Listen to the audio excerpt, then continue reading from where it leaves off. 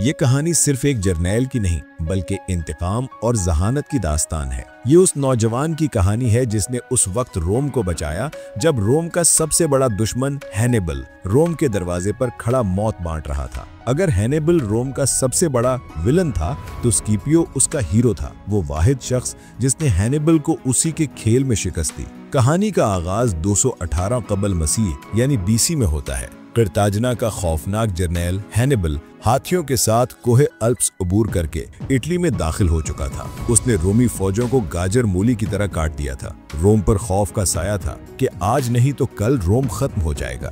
اسی خونی ماحول میں ایک 17 سالہ نوجوان بھی موجود تھا جس کا نام پبلس کارنیلیس سکیپیو تھا۔ سکیپیو نے اپنی جوانی میدان جنگ میں دیکھی۔ پہلی جھڑپ یعنی جنگ تکنیس میں اس نے دیکھا کہ اس کا باپ جو قونصل تھا دشمنوں کے گھیرے میں ہے اور زخمی ہے۔ 17 سالہ سکیپیو اکیلا گھوڑا دوڑاتا ہوا دشمنوں کے بیچ گھس گیا اور اپنے باپ کو زندہ بچا لایا۔ یہ اس کی بہادری کا پہلا ثبوت تھا۔ 216 قبل مسیح میں ہینیبل نے کینائی کے میدان میں 80,000 رومیوں کو گھیر کر مار ڈالا۔ یہ روم کی تاریخ کا سیاہ ترین دن تھا۔ سکیپیو وہاں موجود تھا اور زندہ بچ جانے والے چند لوگوں میں شامل تھا۔ جب شکست خوردہ رومی افسر مایوس ہو کر روم چھوڑنے کی باتیں کر رہے تھے تو سکیپیو نے اپنی تلوار نکالی اور ان کے سر پر تان کر کہا، میں قسم کھاتا ہوں کہ میں روم کو کبھی نہیں چھوڑوں گا اور جو بھاگنے کی بات کرے گا میں اسے یہیں مار دوں گا۔ ہینیبل اٹلی میں موجود تھا لیکن اس کی طاقت کا اصل منبع اسپین تھا جہاں سے اسے پیسہ اور سپاہی ملتے تھے۔ وہاں ہینیبل کا بھائی ہسدروبال بیٹھا تھا۔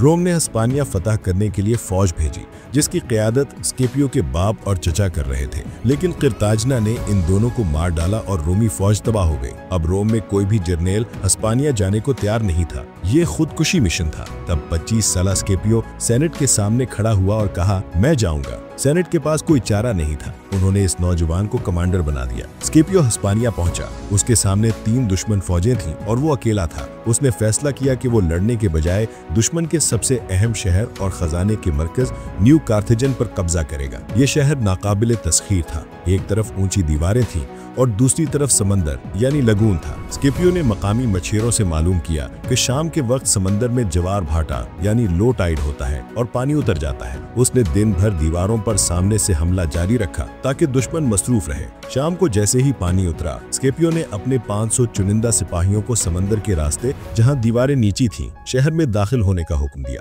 دشمن سمجھا کہ یہ رومیوں کا جادو ہے کہ سمندر ان کے لیے پیچھے ہٹ گیا۔ شہر فتح ہو گیا اور سکیپیو کو دشمن کا سارا خزانہ اور ہتھیار مل گئے۔ اس نے ہسپانیہ میں دشمن کو شکست دی اور ہینیبل کی سپلائی لائن کاٹ دی۔ ہسپانیہ جیتنے کے بعد سکیپیو روم واپس آیا۔ وہ ہیرو بن چکا تھا لیکن اس کا اصل ہدف ہینیبل تھا۔ ہینیبل ابھی بھی اٹلی میں تھا اور اسے شکست دینا ناممکن لگ رہا تھا۔ سکیپیو نے ایک جرأت مند منصوبہ پیش کیا۔ اگر ہینیبل کو اٹلی سے نکالنا ہے تو ہمیں اس کے گھر یعنی افریقہ پر حملہ کرنا ہوگا۔ روم کے بوڑھے سینیٹرز ڈر گئے لیکن سکیپیو اپنی رضاکار فوج لے کر افریقہ یعنی موجودہ ٹیونس پہنچا۔ اس نے وہاں تباہی مچا دی۔ گھبرا کر قرطاجنہ کی حکومت نے ہینیبل کو اٹلی سے واپس بلا لیا۔ سکیپیو کی چال کامیاب ہو گئی۔ شیر کو اس کے کچھار سے باہر نکال لیا گیا تھا۔ جنگ سے ایک دن پہلے تاریخ کا ایک نایاب واقعہ پیش آیا۔ سکیپیو اور ہینیبل دنیا کے 2 عظیم ترین جرنیل جنگ کے میدان کے بیچ میں اکیلے ملے۔ ہینیبل جو اب بوڑھا ہو چکا تھا اس نے صلح کی پیشکش کی اور کہا، ہم نے بہت خون بہایا ہے، آؤ اب رک جائیں۔ سکیپیو جو جوان اور پرجوش تھا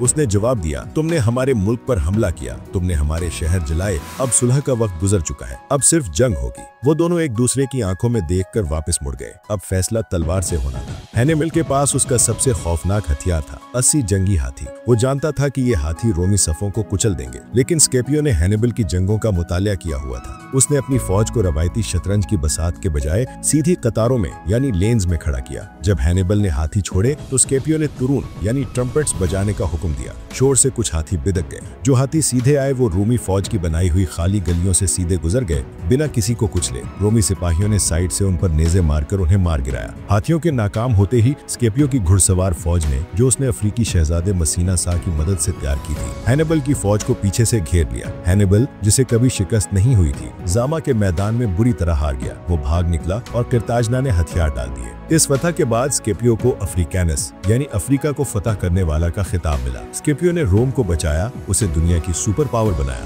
لیکن روم نے اس کے ساتھ کیا کیا؟ جنگ کے بعد روم کے جلنے والے वाले सियासतदानों जैसे केटो दी एल्डर ने स्केपियो पर इल्जामात लगाने शुरू कर दिए। उनसे ये बर्दाश्त नहीं हो रहा था कि एक आदमी इतना मकबूल क्यों है। उस पर रिश्वत, सितानी और करप्शन के झूठे इल्जामात लगाए गए। जब स्केपियो अदालत में पेश हुआ तो उसने हिसाब किताब की किताब सबके सामने फाड़ दी और कहा, आज ही के दिन मैंने हैनिबल को जामा में शिकस्त दी थी। मैं मंदिर जा रहा हूँ देवताओं का शुक्र अदा करने, जिसे चलना है मेरे साथ आए। पूरी आवाम उसके साथ चल पड़ी और जज अकेले रह गए। लेकिन वो इन इल्जामात और रोम की एहसान फरामोशी से दिल बर्दाश्ता हो गया। उसने रोम छोड़ दिया और एक गांव में जा बसा। मरते वक्त 1833 कबल मसीह में उसने वसीयत की कि उसे रोम में दफन न किया जाए। उसकी कब्र पर यह जुमला लिखा गया, ungrateful fatherland, you shall not even have my bones. ए एहसान फरामोश मादर वतन, तुझे मेरी हड्डियां भी नसीब नहीं होंगी। स्केपियो अफ्रीकानस वो वाहिद शख्स था जिससे हैनिबल डरता नहीं था, बल्कि जिसकी इज्जत करता था। वो एक ऐसा हीरो था जिसे मैदान जंग में कोई नहीं हरा सकता था, लेकिन उसे उसके अपने ही लोगों की सियासत ने हरा दिया।